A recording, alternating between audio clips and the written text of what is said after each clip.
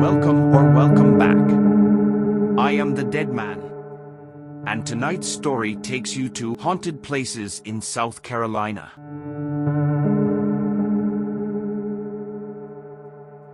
Known simply as the Abandoned Mansion, there is not much known about this old house in Santee, South Carolina. Nobody seems to know when the house was built, who lived here, or why it was abandoned. There are no government records regarding this house. Its existence is a complete mystery.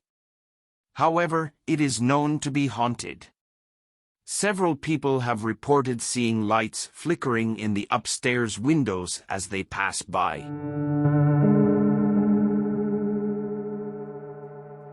South Carolina Lunatic Asylum was built between 1822 and 1827, so it has had plenty of time to collect a large number of ghosts. The building is now considered to be one of the top haunted places in South Carolina. The building was designed by renowned architect Robert Mills. This was the second state in America to put aside funds to build a purpose-built facility for the treatment of the mentally ill. By 1950 it was housing more than 5,000 patients.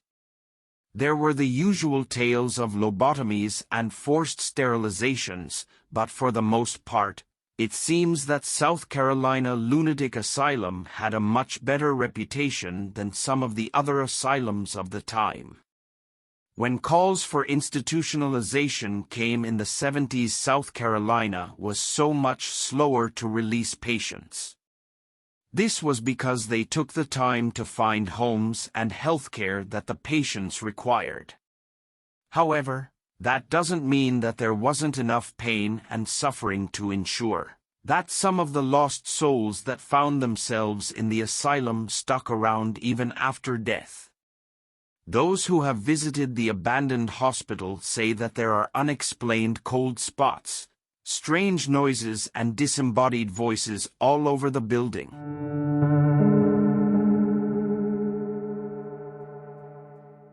Greenville Tuberculosis Hospital is a building with a very colorful history. It started out as a hospital for tuberculosis patients, but it has also served as an insane asylum and a prisoner release site over its lifetime, so it is really no surprise that it has some spooky tales to tell.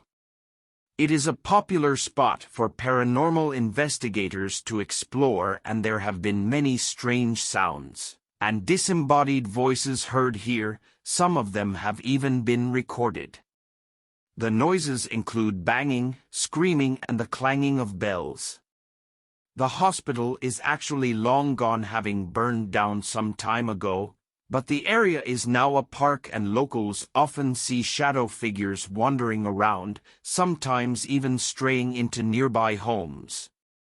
The building may be gone, but the ground on which it once stood remains one of the most haunted locations in South Carolina. What is unique about this spot is that these ruins are not actually real. They are man-made ruins that are left over from the filming of the movie The Patriot. That doesn't mean that they are any less haunted than some ancient ruins might be. Perhaps these spirits are attached to the land as it was before the film crew moved in. It is said that from time to time a strange figure can be seen just standing in the middle of the swamp, and many people say there are strange noises and an eerie feeling when you pass by the faux ruins. Seven Devils Bridge is definitely one of the most haunted locations in South Carolina, and it is all said to be because of the restless spirits of 7 people who were hanged from the bridge.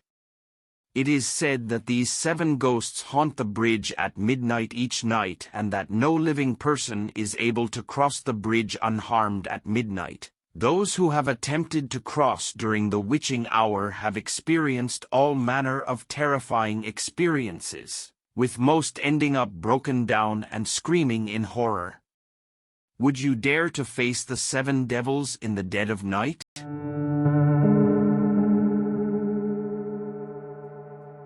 During the Prohibition era, the Blind Tiger pub served as a speakeasy. These days it is a popular bar which also just so happens to be one of the most haunted places in Charleston. According to staff members, there are quite a few ghosts hanging around, and they are certainly not shy about making their presence known. A former manager claims that while he was closing up one night, two friends were sitting at a table in the bar waiting on him. Suddenly, all three of them saw a lady in black clothing appear and walk across the bar area before promptly disappearing again. We can't say for sure if this is why the manager is no longer working there or not, but it certainly gave him a scare. Some of the regular customers have also had their own paranormal encounters at the Blind Tiger.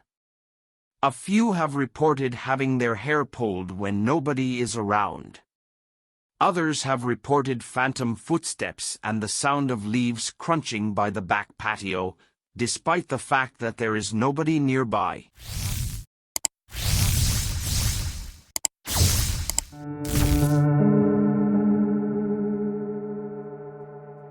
Battery Carriage House Inn is known for playing host to several different ghosts.